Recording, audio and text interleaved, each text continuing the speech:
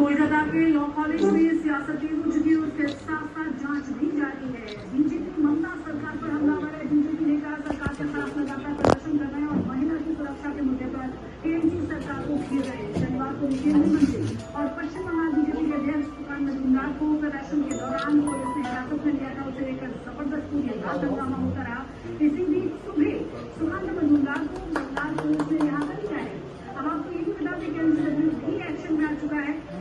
6 तस्वीरें हम आपको दिखा रहे हैं किस तरीके से क्राइम सीन को रिक्रिएट किया गया। वो देखिए एनसीडब्ल्यू का दौरा आप देख सकते हैं। साथ ही बीजेपी की तरफ से लगातार उग्र प्रदर्शन अलग अलग जगहों पर जारी है। 4 आरोपियों की अभी तक गिरफ्तारी इस पूरे मामले में हो चुकी है।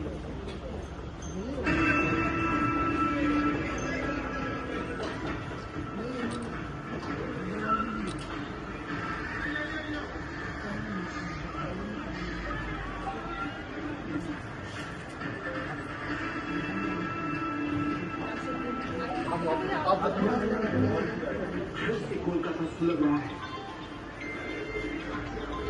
फिर से सड़कों पर गुस्सा होता है। आज सही हुई है क्योंकि कोलकाता और पश्चिम बंगाल फिर शर्मसार हुआ है।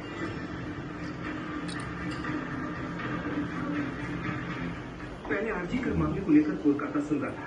अभी आरजीकर रेप मामले में पीड़ित परिवार की आंखों के आंसू सूखे भी नहीं थे कि साउथ कोलकाता लॉ कॉलेज की छात्रा से हुई हैवानियत को लेकर फिर वैसा ही आक्रोश दिख रहा है।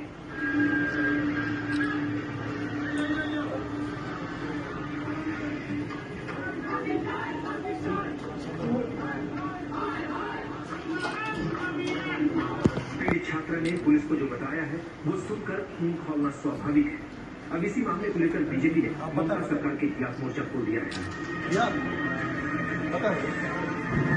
कोलकाता की सड़कों पर सियासी टकराव दिख रहा है। बीजेपी लॉन्चमेंट के साथ रेप की वारदात को लेकर टीएमसी की सरकार को घेर रही है।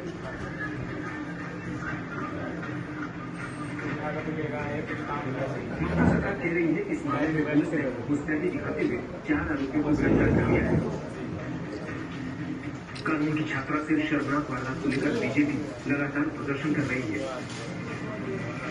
एक दिन पहले ही बंगाल बीजेपी अध्यक्ष सुकांत मजूमदार ने पार्टी कार्यकर्ताओं और नेताओं के साथ प्रदर्शन। सोमा जी का प्रयास बहुत सराहनीय है। उन्होंने बालाघाट जिले के कटंगी ब्लॉक में सेल्फ हेल्प ग्रुप से जुड़कर मशरूम की खेती और पशुपालन की ट्रेनिंग दी। इससे उन्हें आत्मनिर्भरता की राह मिल गई। सुबह उनके की आय बढ़ी तो उन्होंने अपने काम का विस्तार भी किया। छोटे से प्रयास से शुरू हुआ ये सफर अब दीदी कैंटीन और थर्मल थेरेपी सेंटर तक पहुंच चुका है। देश के कोने कोने में ऐसी ही अनगिनत महिलाएं अपना और देश का इस बारे में बहुत ही सशक्त तरीके से अपनी बातें रखी थी। पहलो और भाइयों, पिछला चुनाव नहीं था, भारत की जनता का एक महान अभियान था। उस समय के परिस्थितियों को बदल देने का, तानाशाही के धारा को मोड़ देने का और भारत में प्रजातंत्र की बुनियाद को मजबूत कर देने का। अटल जी ने भी तब अपने ही अंदाज में जो कुछ कहा था वो भी हमें जरूर सुनना चाहिए। देश में जो कुछ हुआ उसे केवल चुनाव नहीं कह सकते। एक शांतिपूर्ण क्रांति हुई है। लोक शक्ति की लहर ने लोकतंत्र की हत्या करने वालों को इतिहास के कूड़ेदान में फेंक दिया है।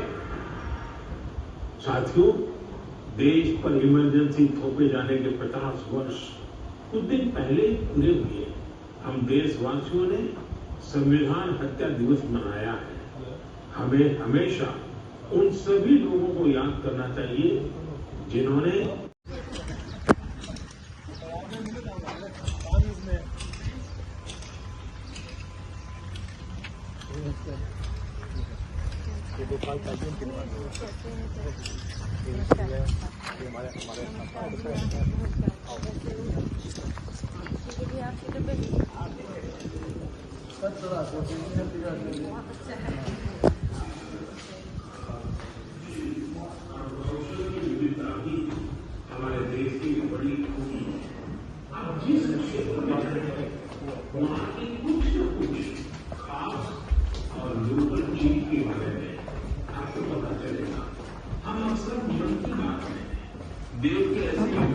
प्रोडक्ट्स के बारे में बात करते हैं। ऐसा ही एक प्रोडक्ट है मेघालय का एरी सिल्क। इसे कुछ दिन पहले ही जीआई टैग मिला है। एरी सिल्क मेघालय के लिए एक धरोहर की तरह है। यहाँ की जनजातियों ने, खासकर खासी समाज के लोगों ने पीढ़ियों से इसे सहेजा भी है और अपने कौशल से समृद्ध भी किया है। इस सिल्क की कई ऐसी खूबियां हैं जो इसे बाकी फैब्रिक से अलग बनाती है। इसकी सबसे खास बात है इसे बनाने का तरीका। इस सिल्क को जो रेशम के कीड़े बनाते हैं उसे हासिल करने के लिए कीड़ों को मारा नहीं जाता है, इसलिए इसे अहिंसा सिल्क भी कहते हैं। आजकल दुनिया में ऐसे प्रोडक्ट्स की डिमांड तेजी से बढ़ रही है जिनमें हिंसा न हो और प्रकृति पर उनका कोई दुष्प्रभाव न पड़े।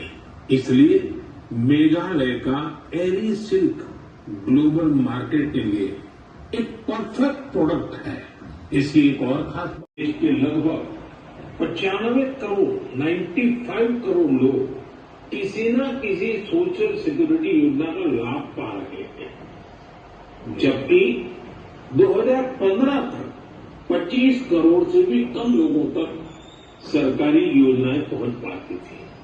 साथियों, भारत में स्वास्थ्य से लेकर सामाजिक सुरक्षा तक हर क्षेत्र में देश सैचुरेशन की भावना से आगे बढ़ रहा है। ये सामाजिक न्याय की भी उत्तम तस्वीर है। इन सफलताओं ने एक विश्वास जगाया है कि आने वाला समय और बेहतर होगा। हर कदम पर भारत और भी सशक्त होगा। मेरे प्यारे देशवासियों, जन भागीदारी की शक्ति से बड़े बड़े संकटों का मुकाबला किया जा सकता है। मैं आपको एक ऑडियो सुनाता हूं।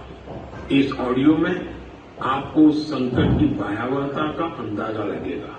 वो संकट कितना बड़ा था, पहले वो सुनिए, समझिए।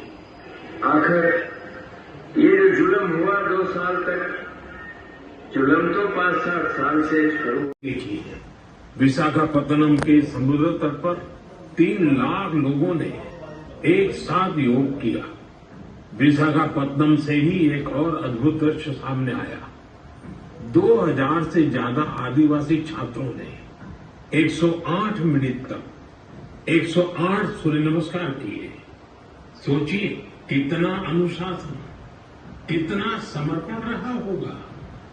हमारे नौसेना के जहाजों पर भी योग की भव्य झलक दिखी। तेलंगाना में 3000 दिव्यांग साथियों ने एक साथ योग शिविर में भाग लिया। उन्होंने दिखाया कि योग किस तरह सशक्तिकरण का माध्यम भी है। दिल्ली के लोगों ने योग को स्वच्छ यमुना के संकल्प से जोड़ा और यमुना तट पर जाकर योग किया। जम्मू कश्मीर में चिनाब ब्रिज, जो दुनिया का सबसे ऊंचा रेलवे ब्रिज है, वहां भी लोगों ने योग किया। हिमालय की बर्फीली चोटियां और आईटीबीपी के जवान, वहां भी योग दिखा। साहस और साधना साथ साथ चले। गुजरात के लोगों ने भी एक नया इतिहास रचा।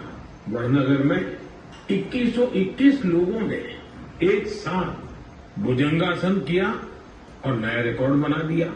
न्यूयॉर्क, लंदन, टोक्यो, पेरिस, दुनिया के हर बड़े शहर से योग की तस्वीरें आई और हर तस्वीर में एक बात खास रही, शांति, स्थिरता और संतुलन। इस बार की थीम भी बहुत विशेष थी। योग